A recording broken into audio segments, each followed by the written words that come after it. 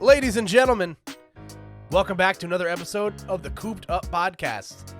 The podcast that is tired of being beat within an inch of their life every week. I'm tired of it. As always, folks, my name is Koopa, and each week I sit down with usually one of my friends to talk about all things pop culture and how we've been keeping ourselves busy on the inside and all that fun stuff. But this week, folks, I got something a little bit different for you guys, throwing you a curveball. We have not just one, but two guests to talk about some fun stuff with us this week. That's right, and without further ado, folks, as we are on a time crunch this week, let's start by introducing everybody. I'll start with the gentleman. If you're looking at the YouTube layout, the gentleman directly to my my right, your left, depending on which way you're sitting. Yeah, that makes sense. Making his return to the podcast, Mr. Hazmatt Rules. How are you, sir?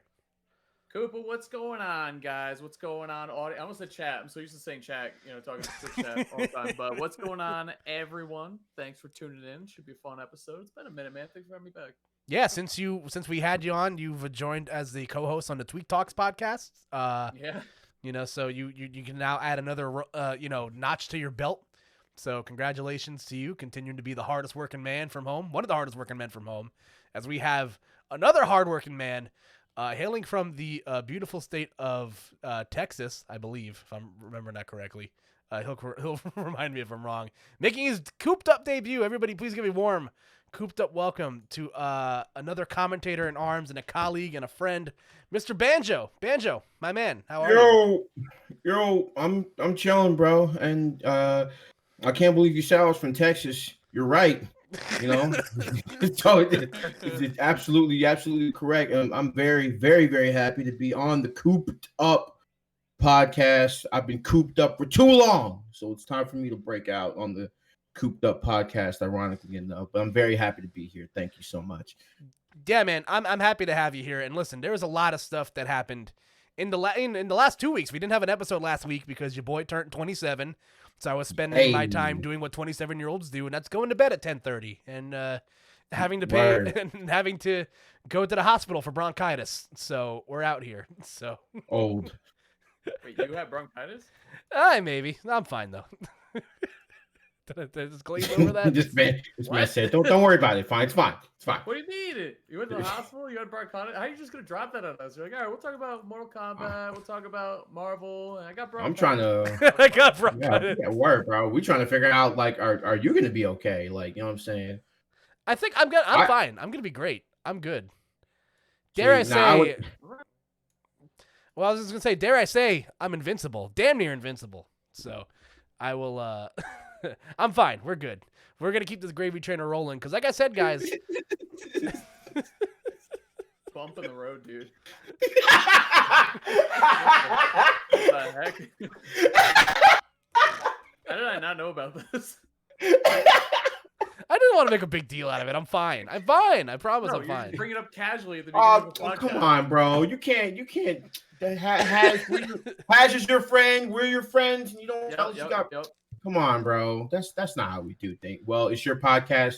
I don't want to step on any toes, but tune in. I would like to know if you're sick, bro.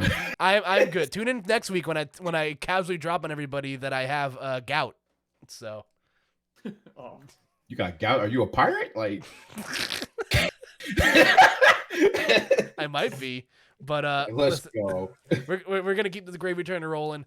Like we said, if you can't tell by the title of the podcast, whether it be on all your listening platforms or on YouTube, if you're watching the video version, a lot's happened in the last week or so. So I had to form a bit of a superhero team myself to talk about all the happenings in comic book land the last week. But first, we did mention, very casually off before we started recording, there was a Mortal Kombat movie that came out last week, and it's come and gone. And we're not going to spend too much time on it because it's pretty old news at this point concerning what we're going to be talking about. But we'll go around the horn real quick. Haz, did you like the Mortal Kombat movie?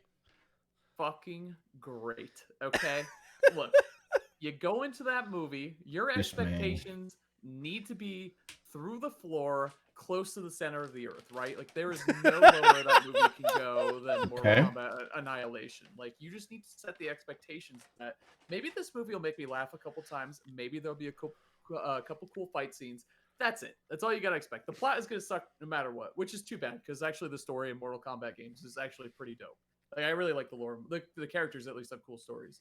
The overall lore is leaves something to be desired. But in terms of, I like that the central conflict or one of the central conflicts was focused around Sub-Zero, original Sub-Zero, eventually to be Noob Saibot Sub-Zero, actually evil Sub-Zero, and Scorpion, which I really like because I think that's what everyone's favorite thing in Mortal Kombat overall is Sub-Zero versus Scorpion, the rivalry and all that shit. Great thing to focus on and to fit into it. I think obviously there were some questionable choices and not all the dialogue was good, but I think you say it. The fight scenes were great. I think most of the fight scenes were great. Honestly, I think the training, I had genuine laughs sometimes. I thought Kung Lao was funny. Kano is obviously fucking hilarious. Like he's super funny. The whole movie, like genuinely had great times watching Kano, who's one of my least favorite characters in Mortal Kombat. But after that movie, I was like, actually, I kind of really like this character. Like he's very funny. Like he definitely fit in very well. The tattoo stuff was kind of weird and kind of weak.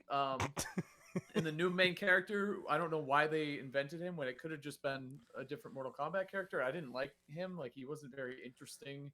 And I didn't like his power. Like I thought his power was lame. But that aside, man, I had a lot. My expectations were literally, this is going to be the most disappointing thing I've ever watched, and it shattered that expectation. I had a pretty good time watching it, honestly. So I thought it was a great fucking movie. I thought it was good. Banjo, your thoughts? See now. Okay, look, like what I took the bad read on this, right? Because I should have just went in with the same expectations that had zero expectations. But that's really my expectation, because that's normally my expectations going into just movies in general, really. Just so I'm just like, okay, I need to get a good read on this so I can just make sure that I'm accurate with the shit. But here's the thing, right? When you have a division of Warner Brothers called Warner Brothers Games, you ain't got no fucking excuse why this movie shouldn't be at least moderate. Like Sonic the Hedgehog, should not be a better movie than Mortal Kombat. And I say this with great love, okay? Because I'm willing to just to glaze over the fact that fucking Cole Young became the bronze kneecap, or fucking or the fact that fucking what I'm saying, like that there weren't that many fight scenes, and it was a video game movie. I'm willing to glaze over all that, okay? It's fine, whatever, right? But when Jax's arms digivolved, I'm done, bro. I turned the movie off. I'm just like, bro, like that was so weird that they gave him metal arms and then also made it his power. That was a weird choice. That was weird.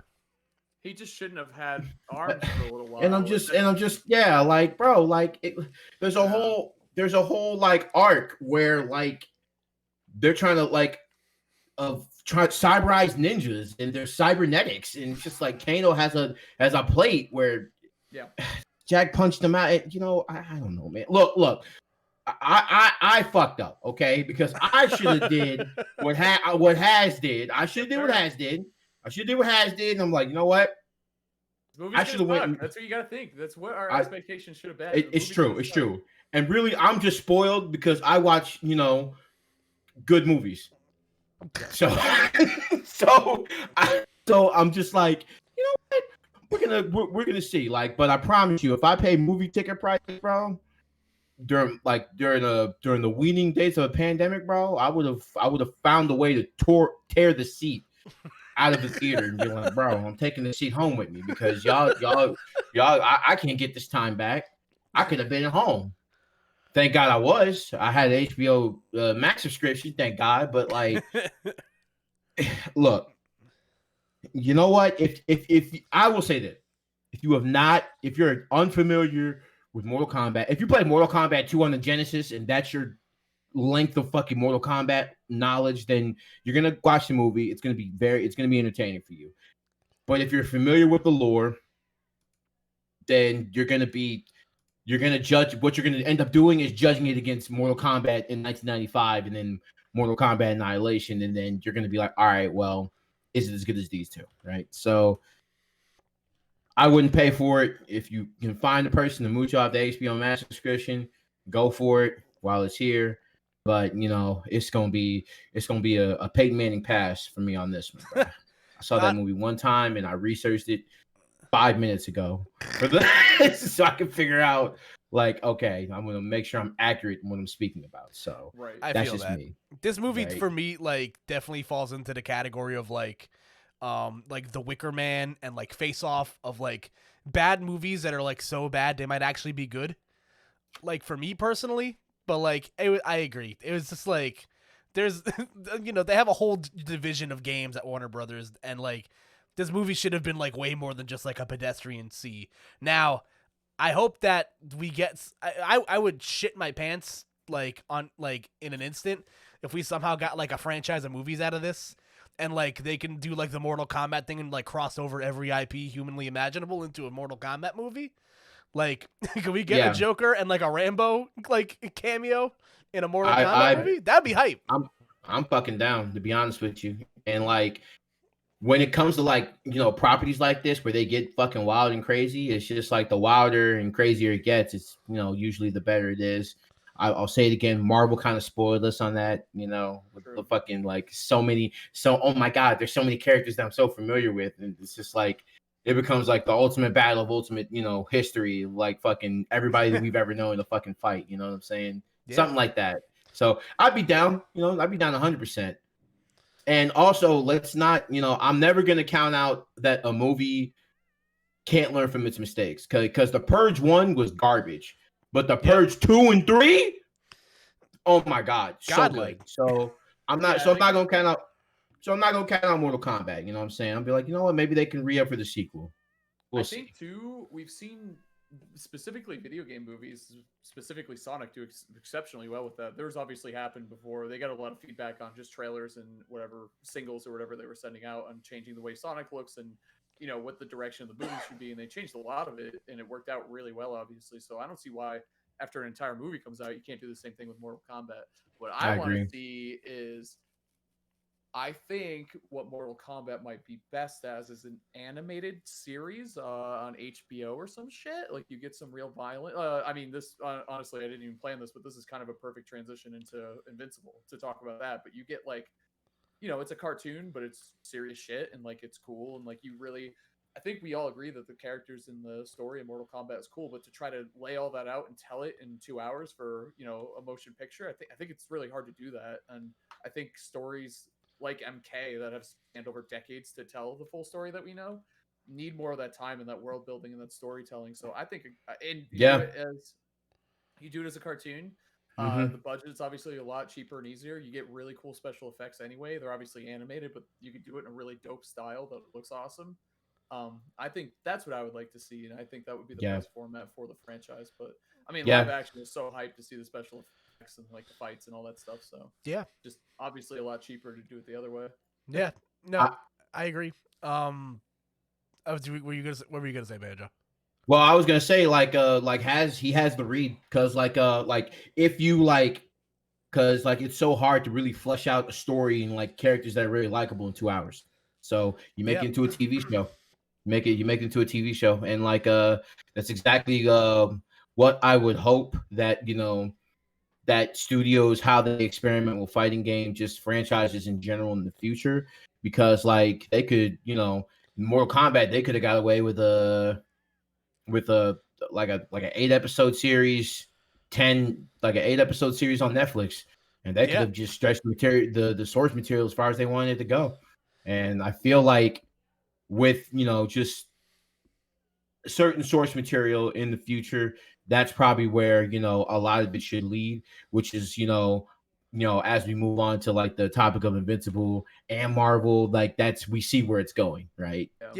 Well, in like Castlevania, there's even a good example of like a video game that's very in line with Mortal Kombat in terms of kind of tone and setting and all that shit. So, and that's on Netflix, and that's a wildly successful show, which is also getting another season. I think pretty soon. The trailer came out, so it comes out at the end of this month or something.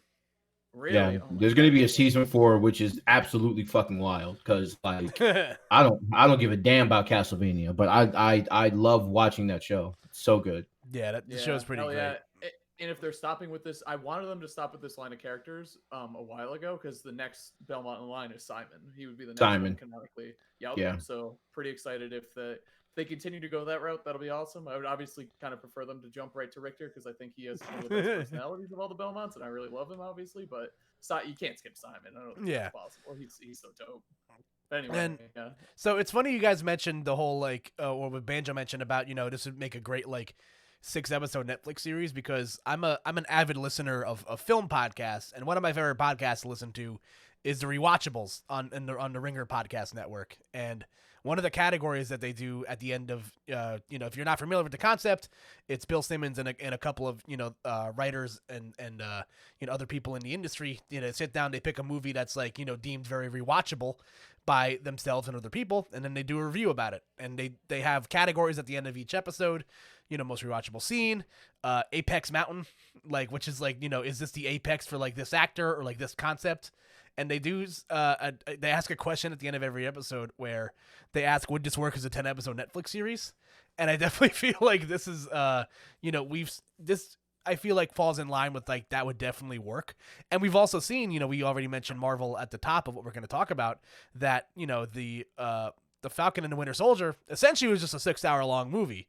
Which was fucking God, so fucking good. Yeah, I'm sorry. Which is great. So I think concepts like that, really can work. With how the superhero medium continues to grow, and I think that's a good transition into one of the big topics we're going to talk about today. Because originally when I planned about this, the only two things on the docket for the most part were Invincible wrapping up its first season, and then getting renewed for 2 more seasons, and then, Mortal Kombat, because we hadn't gotten a chance to talk about it yet.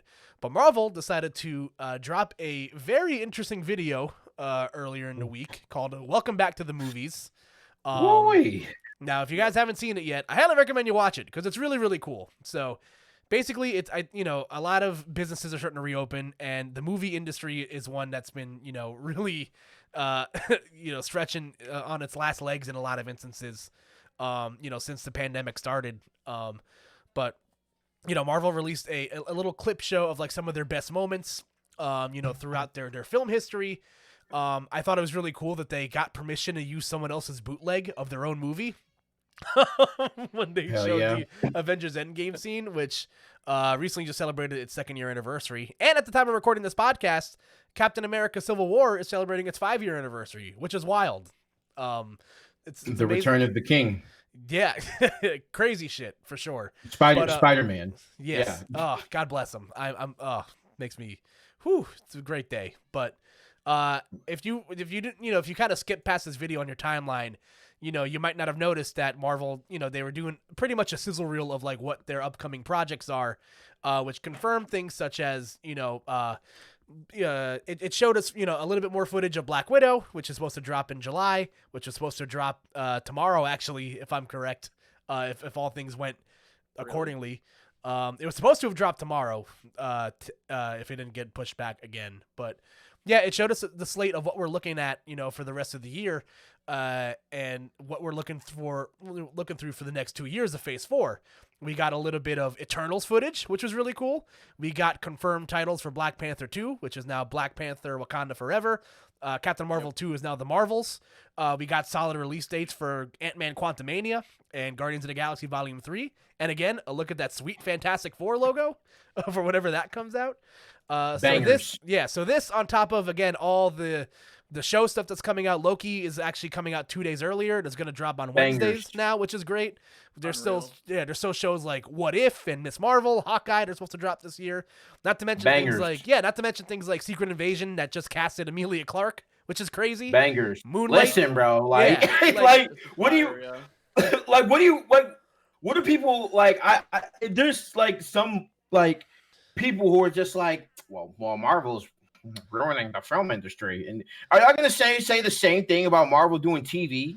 It's just bro, Marvel has created this insane machine of just cranking out content almost season after season, and it's just can you really remember a truly bad Marvel movie. Not like, oh, it's Thor the Dark World bad, but like movie 43 bad. Like Baby Genius is bad. Like have you ever like heard of a Marvel movie doing anything like that? No. And I then can't. and then WandaVision doing it is super well. The show's fucking incredible. And then the Falcon and the Winter Soldier doing as well. And y'all think Loki's gonna be bad? Or What If? or Miss Marvel? Like, listen, I don't give a damn about Shang-Chi. I don't even know who that was, bro. I'm so stoked for this movie. Like, because this movie's like, oh shit, like Marvel's doing a kung fu movie. Oh, okay. Yep. Eternals, I don't even know who that was. I don't even know who they were. Yeah. But I'm stoked just from like a technical standpoint, I'm stoked for that movie too. Because the person directing that movie just won an Oscar for Best Picture. Yeah, Chloe Zhao. Chloe Zhao. And like for all these other movies, they're recruiting what? Oscar-winning actors and filmmakers, and it's just like Marvel they just have the formula, bro, and you just need to rejoice in it. Like, honestly. Has what stood out for you out of all these announcements that Marvel sprinkled in? Well, jumping off of what Banjo was saying, actually, I think the opposite, like we're saying with Mortal Kombat and like, you know, the historical record of those movies is my expectations are literally nothing. If this movie makes me laugh twice and if it makes me, you know, enjoy a fight scene, then it's really tough. Marvel's the opposite, dude. It's just, I have so much trust in them. And like you said, Banjo, some of these, even as a comic book reader, I'm like, I remember this, but I don't remember exactly what it is, but I'm obviously going to watch all of it. Like all of it. It's all going to happen because they don't miss. Like they just don't. Imagine not making a bad movie for 15 years. Well, because we've seen the opposite with DC, where they can't fucking hit. You know what I mean? They can't after Chris Nolan's Batman. They can't do it, dude. Even the Snyder Cut, come on, like it wasn't.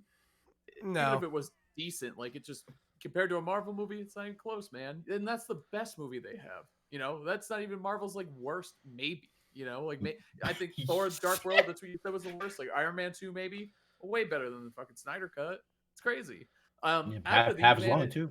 And yeah, it's hard to say because they've done such a good job of earning the trust of the viewers that we're gonna watch all of these things. So I'm obviously excited for all of them. But the thing is that they've kind of not only have they gone through and been like, here's Iron Man. Everyone can recognize Iron Man. He's cool. Spider-Man, you know, crushed his movie, obviously. They've introduced like a whole new generation and old fans to these characters again, like brought them back. And now it's like, you've earned so much trust from us that we are going to see Shang-Chi. We may not know exactly what that is, but we're going to go see it. And we're going to learn. And then boom, you got us with another IP that we love. There's gonna be at least 2 lovable characters in that movie that we go crazy about. So many memes and all that other shit too. Eternal, same thing. It's all gonna be the same thing. But what I'm most excited about, man, it's hard to say. How could you? Spider-Man's like one of my favorite superheroes of all time. Him and Batman. Same. Yeah. Love Spidey. I gotta say the one I might be most excited for is Black Panther's. Like it's different because that's just, you know, like actually emotional real life stuff. So that's like, you know, I'm looking forward to that, but it's also kind of sad. Thor looks incredible because it's with the Guardians too, and I love Guardians a lot.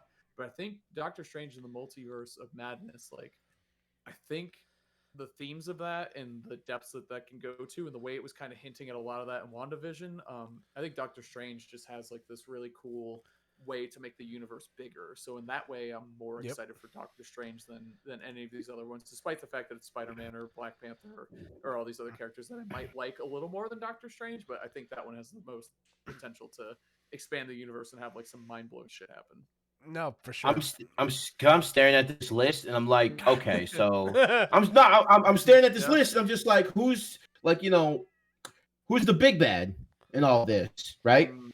Like who could possibly like essentially, because what we've looked at is like, okay, so the Young Avengers might come into play, right? We've seen like basically the new Avengers, right? So I'm thinking like I'm looking at this Fantastic Four movie because I'm a huge Fantastic Four fan. Yes, sir. I'm looking at this Fantastic Four movie and I was just like, bro, it has to be Doctor Doom. And I'm looking at Black Panther, Wakanda Forever, with the introduction of Namor possibly, and then also the introduction of Doctor Doom as well. I'm looking at that like, so it's just hard to say, bro. I just want to consume all of it. But yeah, Doctor Strange in the Multiverse of Madness, probably because it's just going to incorporate, you know, all of Marvel, like in what it rightfully should be. And it's just this wacky, amazing world of like stories and characters that just we've all come to love. It's like, because in my opinion, it feels like, Marvel Studios is great, but it's truly incomplete. Like everybody loved MVCI, Marvel's Capcom Infinite, Yep. but people love the game, but they felt like something was missing. And what that thing was missing is the same thing is missing in these movies is X-Men. X-Men. Yep. So we need that. And I think Doctor Strange in the And Multiverse Doom. of Madness and Doom. Yeah. And Doom. Like Doom. we need both of them. Like, so I'm looking at Doctor Strange. I might ball on that shit hard because I need that. Yeah. Fun fact: in a COVID-less world, if COVID never happened, we would have actually been getting Doctor Strange in like 2 weeks. I'm pretty sure. Like that movie was just, the way it was slated initially is that WandaVision was supposed to have finished like now, and then we would have gotten Doctor Strange in like 2 weeks after. So another thing that I'm upset about. But I look at the slate of movies, and again, I echo all the same sentiments as you guys. I'm from all the pre-release stuff, especially with how Spider-Man and Doctor Strange are going to play off of the WandaVision stuff, with the rumors and innuendo coming out of those films, I'm obviously very excited for those.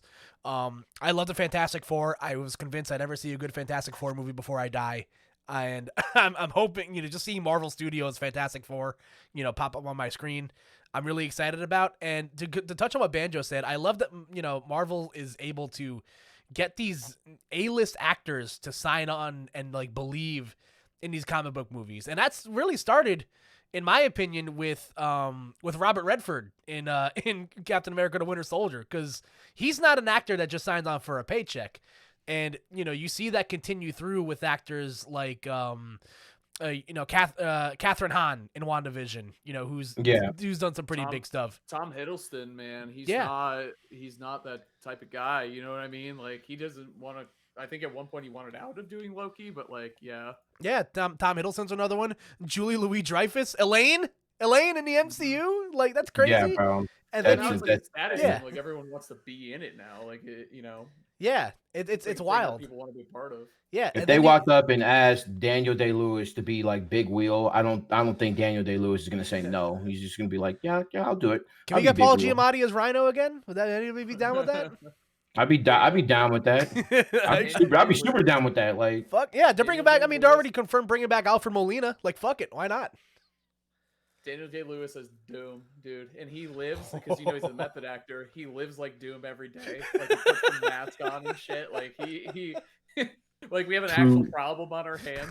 Daniel Day-Lewis is pretending to be Dr. Doom. True method acting. acting. Biden's gotta like address it. He's like, all right, yes, we all know he's Doom. Like, we're all worried, but yeah, it might be fine.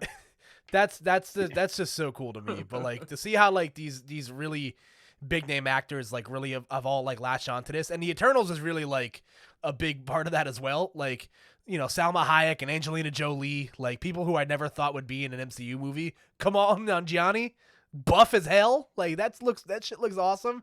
The little glimpse of that movie we saw looks fantastic. And so I think out of the movies that's like on the immediate horizon, again, Spider-Man and Doctor Strange definitely catch my eye. I love the concept behind Captain Marvel 2. I think that's going to be fun. I hope we get more Blade information soon, because that movie is going to be baller. Like, can I say it's got to be?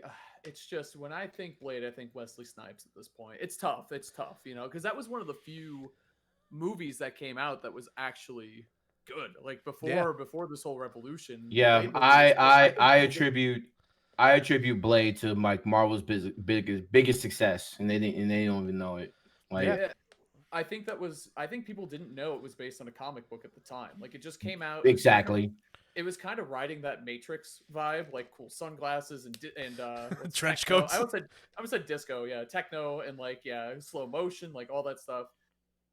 Man, Blade is just a go, honestly. Yeah, so I'm excited but a little nervous, honestly. We'll see. It was crazy because like the reason why I feel like it was overshadowed is because it came at a time to where like what is that there?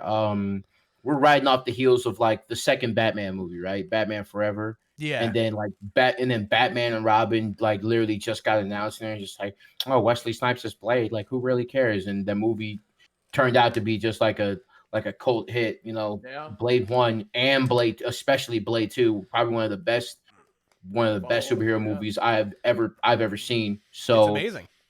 I'm really excited to see Blade as well. Also, Mahershala Ali is one of my favorite actors as well, and he's gonna be in the movie. And it's just like, well, goddamn, Marvel, like, what can't you do? Like, can y'all make a bad movie? Is it possible? Can y'all make a bad TV show?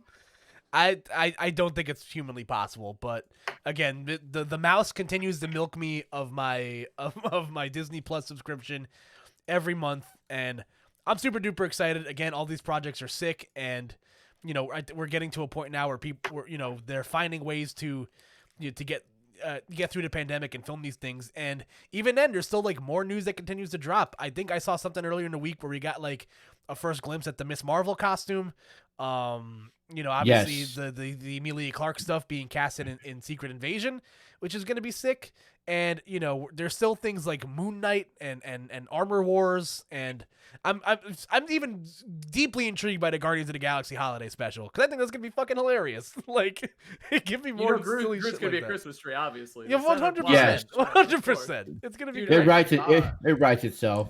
It Yeah, does. I forgot that Mahershala Ali is playing Blade. Never mind. I Ye- take it back. I'm not Yeah. nervous at all. I Yeah, forgot. and we'll be talking about him very shortly in a second too, I know. because I was he's thinking that too. he's great. But yeah, Titan, baby. Yeah, Titan, I'm super duper excited for whatever Disney Plus has coming out, and again into theaters too, because a lot of what Marvel showed, it looks like after Black Widow, it looks like they expect things to go back to some semblance of normalcy with the movies, because only Black Widow was announced to be premiering, with Disney Plus Premier Access and into theaters, but it looks like they're going straight theatrical release for everything else for the time being, but Yeah. I got my shot to go back to the movies. 110%. Word. Like, I it was feel a big stupid driving force for admitting me. it, but one of the things I was really, kind of got a little sad about thinking like early on in the pandemic, I'm like, dude, I don't think movie theaters are gonna make it. Like, how can they? A whole It year looked facing no very business. grim. Yes. And it makes me sad. I love the movie. I love going to the movies. I love the whole experience. Yeah. You know what I love? I love going to a daytime movie. You guys ever do that? You go to Yes. a 10:30, 10 o'clock, 11 o'clock movie. You go, you get your coffee, you watch your movie, you go out, and then you have the rest of your day to yourself. It's the best. Yeah. I promise. It's the best. Like, After it's you I told do me that. after you told me that you do that, I did that a couple of times, and I'm like, this is amazing. it is actually Bro, the best. Like, that is I my do preferred that. way. I've done that I do that all the fucking time, dude. Like, honestly, nah, like just catch the earliest showing, like catch the 11 o'clock, catch the 10:50, just go, because because there was a point where I used to like review movies like a lot, and I was just like, all right, well, I'm trying to go at night where I ain't got the rest of the day to myself, so what I'm saying, I would go like early in the morning, what I'm saying, and check it out. You tend to get a better crowd too, because you get people who actually want to go to the movie because you're making time for it during the day. Because if you want to go at night, usually it's like a social thing, or more chance that you're just kind of having fun with it. Most people who like, if you really want to see a movie, you go during the day, like, because you make that time. I don't know, it's a better crowd. Try it out if you guys haven't done it before. I'm telling, not you guys. I was gonna say chat. The audience. I promise you'll never go back. It's my Bro, the movie. only time where I have had a packed theater at 9 a.m. was for Avengers Endgame. That was Yes, it. sir. Yeah, that Avengers Endgame, and that wasn't even a movie so much as it was a soccer match being played. How loud it was in the third act of the fucking movie. Still, to this day, I've still never been in any theater experience like that, and I'm gonna scream that to the high heavens. My casket is gonna glow in the dark when I die, because that's literally like you. I praise Marvel again, because literally no other movie is gonna do that. No other third act of a movie is gonna do that ever again, ever. No. And if they do, there's not gonna be any nuance to it, because it's gonna be like a Simpsons did it situation. Like, you know what I'm saying? Like, yeah. I've definitely said this multiple times during quarantine, especially because the movie just celebrated its second anniversary recently, which is wild. But no theater experience will ever like equate to watching that for the first time. I'll never get that feeling back ever again. It was magical. I wept. it was the best nerd orgasm I've ever had in my entire life because like I want to inject the last hour of that movie into my veins. Like When Black Panther came back, bro, it was straight tears for 45 minutes. And I was just like, Jesus Christ, bro, this is incredible. Oh, bro. spoilers, by the way, for a movie that came out 2 years ago. If you haven't get the fuck out of here, bro. If you haven't seen Avengers Endgame by now, bro, like you need to you need to get off your ass, bro. Iron Man dies. Cap picks up Mjolnir. Thor's fat. There we go. Come on, bro. Especially after a quarantine, dude. Like there really is. Yeah, like come on. Come on. You don't have the time. You don't care then. You don't care. Yeah. But as we so it can't be a spoiler if you don't give a shit, right? Hell yeah. It's facts. Yeah, I can't argue, bro. So we'll interact with the folks at home, and we'll attach this to the video too. Let us know what crazy actor you want to show up in an MCU movie. We've given a couple of fun ones. Give me I don't know. I got nothing. I'm definitely on down with Danny DeVito. Danny DeVito as MODOK.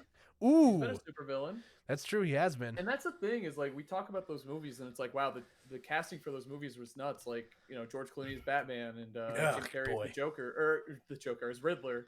I think about it. It's so like, dude, lucky. I was gonna say if that was a Marvel studio wrote that script, it would be a banger. You know what I mean? It's all about who writes it and how it's directed and all that shit. More so than who you're putting in the roles. Yes. Mm-hmm. Yeah, give me that. Give me Jim from The Office as Mr. Fantastic. I'm on board with it. Fuck it. Yeah, I would be down with that. I've been calling for Wesley Snipes to return for the last since WandaVision started. So you already know who it is. I just want to say, motherfuckers trying to skate uphill, man. That's all I want. Bruh, just chef's kiss. It's iconic, bro. Oh my god. 2021 version of that, like Mahershala Ali looks over his shoulder and someone saved him and he doesn't know who it is, and Wesley Snipes comes out of the background, cloaked in shadows, and he says it. Yeah. Oh my god. I'm so Oscar-winning scene right there. I'm here for it, man. But as we continue on here with what's going to be the meat of our discussion here for the last bit that we got you guys here, there's a certain show that I've been talking about for the last I think month on my podcast. At the end of every episode, I let people know what I've been watching and what I recommend. And this is your spoiler warning now, folks. The first season of Invincible on Amazon Prime just wrapped. We've all seen it. We all have thoughts on it. We'll give you a quick synopsis and a spoiler-free review very quickly. So I'll let Banjo start. Banjo, in your tweet-length review of Invincible Season 1, did you like it or not? Invincible Season 1 on Amazon is actually a show that shows a lot of promise. And if you are a superhero fan, I would highly recommend it. Season 1 does not even scratch the surface of how good this show can be. And if it keeps going in this direction, it could very well be the one above all. It could be. Hazmatt, your thoughts? I don't really have. I know opinions are biased and all that, but dude, it got spoiled for me based on that meme that's going around. I'm so mad about that because I was like, I know exactly what this is now, and everyone's like, "Oh, you like The Boys? You gotta watch this." I'm like, all right, now I know exactly what type of fucking show it is. I didn't get to experience the actual surprise. You said spoiler alert already, right? Yeah. Your spoiler warning's over now, folks. We're gonna talk about it. The final scene in episode 1 should have been this huge moment, but I saw it coming from a mile away because people can't fucking shut their mouths, dude. It ruined it. That's whack. I'm sorry, man. Dude, it really was such a bummer because I was like, he's gonna kill all these people. I'm like, maybe it won't happen. Then it did, and I was like, I'm not even whatever. It just so here's the tech, right? You know what I'm saying? When something garners, for real, when something garners a bunch of hype, you go on Twitter and you just start typing in fucking just keywords, bro, in the block, not to block a person, but it's the way that you're supposed to block the content. You know what I'm saying? I had to do that shit for Resident Evil 8 just so they would, people wouldn't fuck because people got early access to the shit. I'm not gonna be able to play that shit until 11 o'clock, but it's just I'm sorry, bro, because that was part of like the big thing was the nice surprises in the during the show. I'm really sorry about that, dog. That's fucking whack. It threw off, like, honestly, it just made me bitter. So I thought it was neat, and like I thought the rest of it, there's a lot of filler that I didn't particularly enjoy. It felt kind of it's like a lot of high school drama that I just didn't really care about. I'm like, Angsty, right? Yeah. It's just, it was like the adult drama I was kind of about, like the Mr. Omni and his wife. Like I thought that was great, kind of intrigue right there.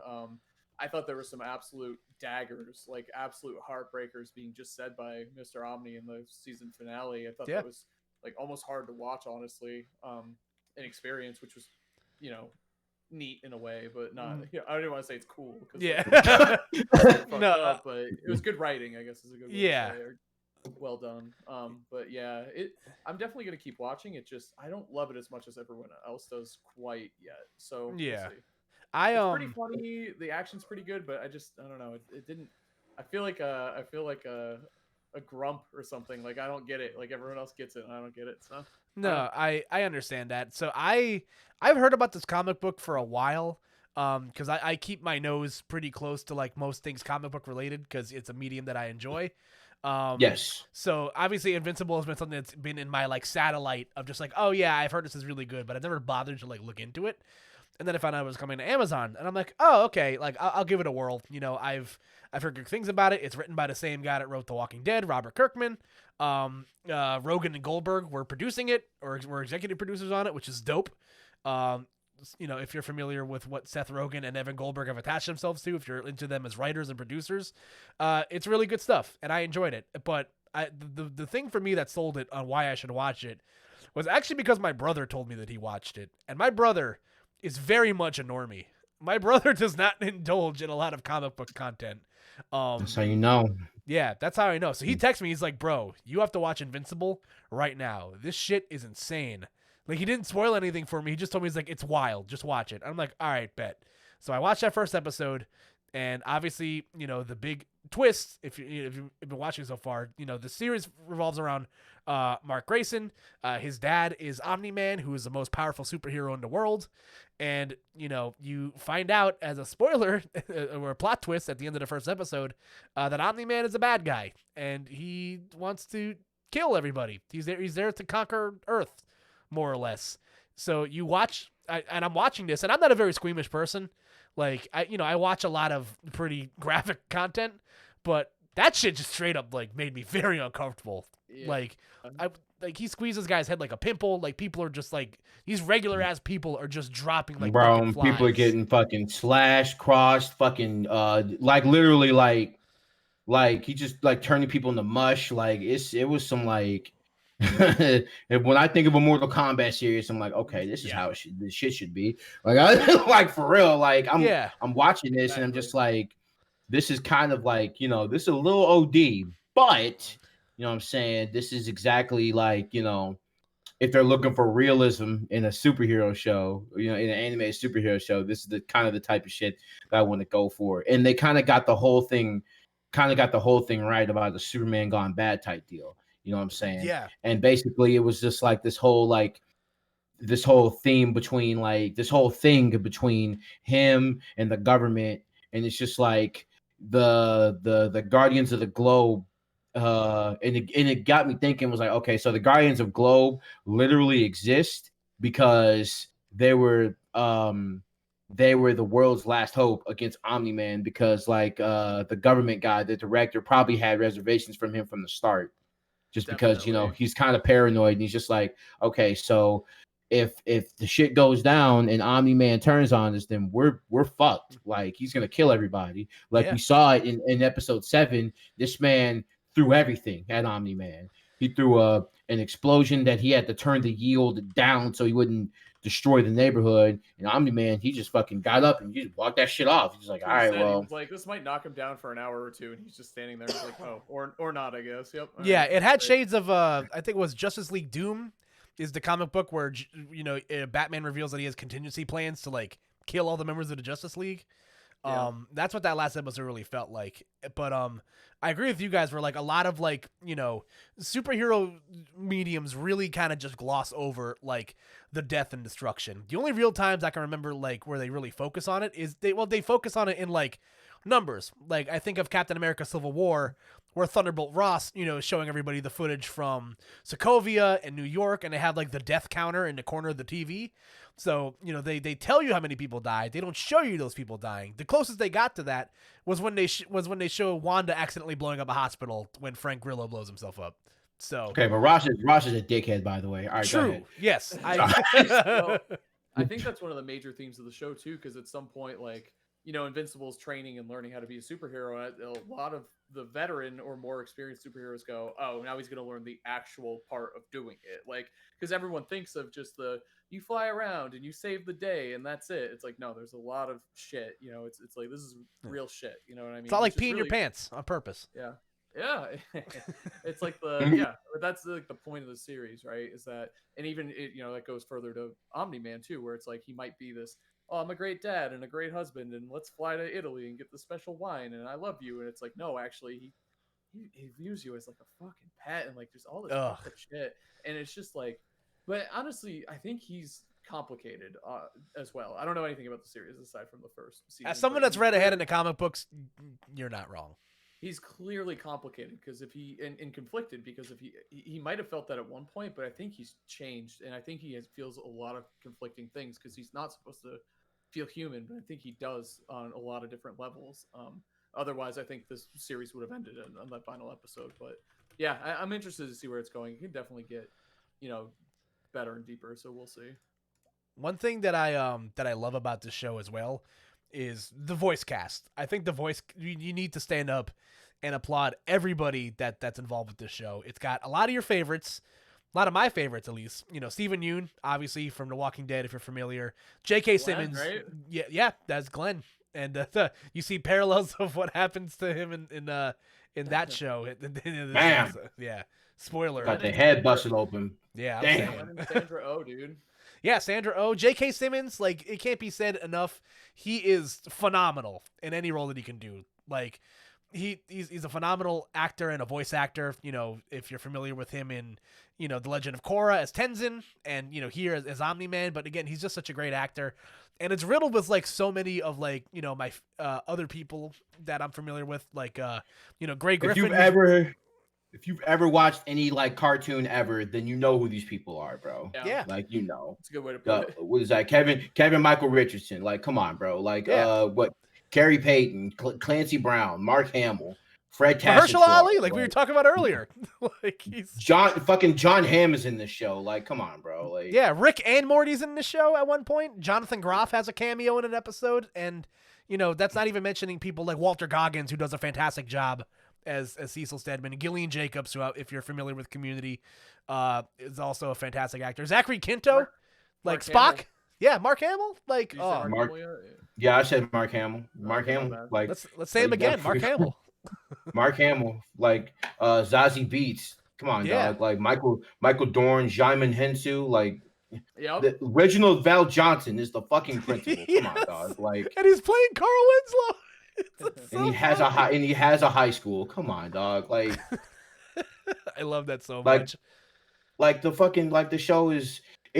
I'm not gonna say yet after one season. I'm not gonna say the show is goated, but if they continue on this pace, if they continue to kind of just flush out a bunch of the characters and the themes, and they make the fight scenes and the action more ridiculous than the last scene.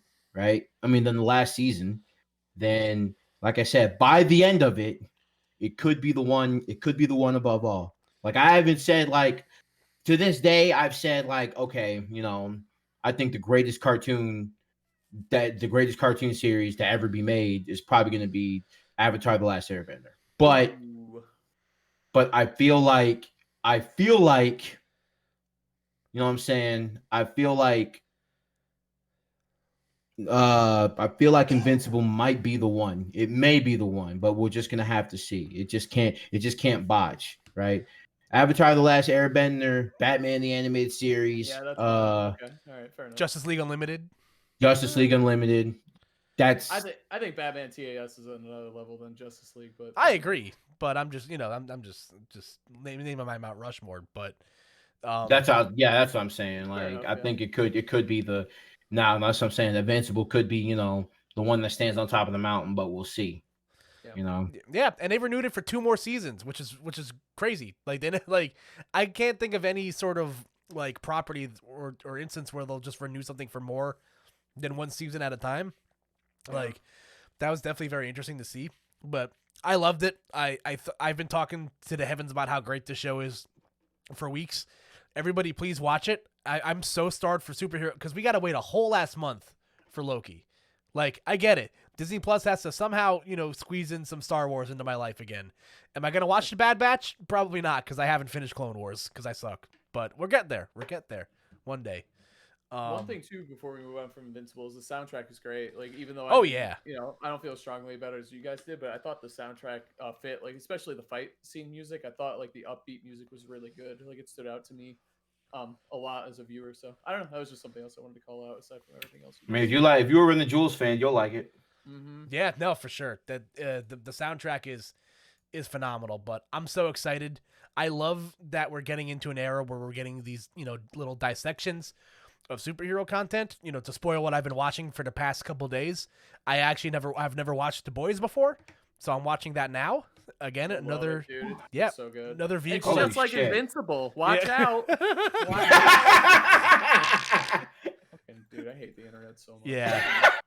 Now, granted, you were like, because the solution obviously is to like block content, but I didn't know Invincible existed, and honestly, the spoiler got me to watch the show, even though I knew it was going to happen. So it was like there's no way I could kind of avoid that unless someone had told me about it earlier. So I guess I blame the two of you for not turning me on to this earlier. So it's actually your guys' fault. Yeah, as a friend, don't blame me for this shit. Like, don't blame me, bro. That the Koopa's your guy, bro. Yeah.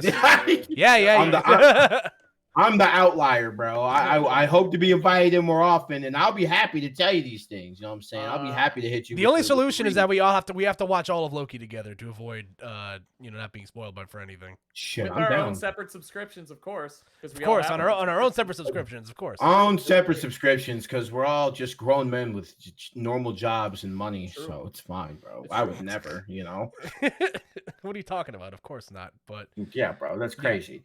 This show is fantastic. I highly recommend everybody watch it. Again, we're on a bit of a time crunch, so we couldn't delve into it super duper deep. But there's gonna be more seasons of the show, and there's gonna be more time to talk about it. I'm super excited. I'm reading the comic books right now, so once I'm done with the comic books, I'm gonna have to find some outlet to talk about it, or otherwise I'm gonna fucking explode. So, but we're gonna wrap things up for a bit here. So, gentlemen, thank you so much for indulging me in comic book talk this week. Again, the content's aplenty. We have a month breather before things get fucking crazy again, with Loki coming out in the middle of the week, plus Black Widow coming out soon, and then it's all hell's gonna break loose. Once we get into gear near the end of the year. So thank you so much for joining me today, guys. Of course, man. Yeah, that was great. Do we still do recommendations? Yeah, well, we got time. So at the end of every episode, I ask my guests to recommend something they've been watching, or reading, whatever, a piece of media that you've been consuming that you want the people to know how much you like it. I said mine. It's The Boys. What's got your attention recently? So it's cool because you brought up reading comics, and I started reading I finally subscribed to a comic for the first time in forever again, and it's called The Last Ronin, and it's a Ninja Turtles comic. And wait. The premise is, so you guys know the original Ninja Turtles were all red, right? Like eventually in the cartoon and stuff, they got their own unique colors and stuff, right? Like blue for Leo and purple for Tom. Tubular, yes. They were all red at one point. So this goes back to that old kind of theme for the comics. And all of the turtles except for one has died is the concept of this comic. And you're trying to figure out who it is because they're all in that red. Like they're all the last turtle's wearing this red, and they have all the weapons of the other turtles. So like it has Don's staff and Leo's sword and Mike's nunchucks and the size of Raph, and you're like, you don't know who this is. Like you don't know which turtle it is, but they're looking to get revenge for the brothers who have been killed. So really fucking good. The whole story is them backtracking, so you figure out which turtle it is and how the other ones died and who's like whose ass is on the line here and who's the last turtle going after. So it's very cool. I love Ninja Turtles, so it was nice to read a comic, and it's still going on now. It's only 2 episodes in, so yeah, I mean, get in if you can. That's interesting. Sounds good to me. It's really fucking good, actually. Great, yeah. The art's great. Everything. I mean, Turtle comics have always delivered, but it's fantastic. Banjo, what do you want the people to know that you've been loving recently? Listen, there's this show that's consistently made me laugh on every episode. It's called Close Enough. Now, if you haven't watched regular show, it's fine. Oh, yeah. I love this show. It's from the guy J.G. Quintel, who made regular show. It's a show called Close Enough. It's about this couple who moves in with like not only their landlord, but like the landlord's like adopted son and like their friend and his friend's like ex-wife. It's literally like a show that's consistently made me fucking laugh every time I watch it. There's insane cameos and insane references all the time, and whenever I just need like something to just haha, like this is funny as hell to laugh at, that's actually the show that I watch. And I want to like kind of just steer away from like everything serious every once in a while, so that's definitely something I would check out. If you guys have a HBO Max subscription, please just it's called Close Enough. It's very short. It's like 11-minute 12-minute episodes, so check it out if you can. Yeah, no, that's checking that out. Yeah, that's a show. That's a show I've watched a few episodes of, and I love it. So we'll definitely get to that. But as we wrap things up here, folks, guys, as we outro, let the people know where they can find you. Plug your stuff. Hazmatt Rules on Twitter and Twitch, and then also just Hazmatt on YouTube. Yeah, a lot of Smash stuff, obviously, on both those channels. Banjo? You can find me on the Twitters at Banjo Plays Banjo, and you can also find me on Twitch at twitch.tv/Banjo Plays Banjo. Right now, I'm currently in the rotation of Resident Evil 8, Returnal, and season 9 of Apex Legends. So y'all come check me out on Twitch, watch me rage, piss my pants, all that good stuff. And of course, catch me on Twitter with the memes and updates about commentating multiple tournaments. Yes, sir. We're all on that grind. And as always, folks, you can catch me on Twitter at KoopaMJ across platforms. Twitter, Twitch, where I stream a few times a week. Obviously, check out the podcast stuff. KoopdUpPod on Twitter. Email us your questions at KoopdUpPod at gmail.com. And yeah, you can interact with us below. New episodes every Saturday. Tip your waitresses. Be kind to each other. And we will be seeing you guys next week. Good night, everybody. Night. Good night.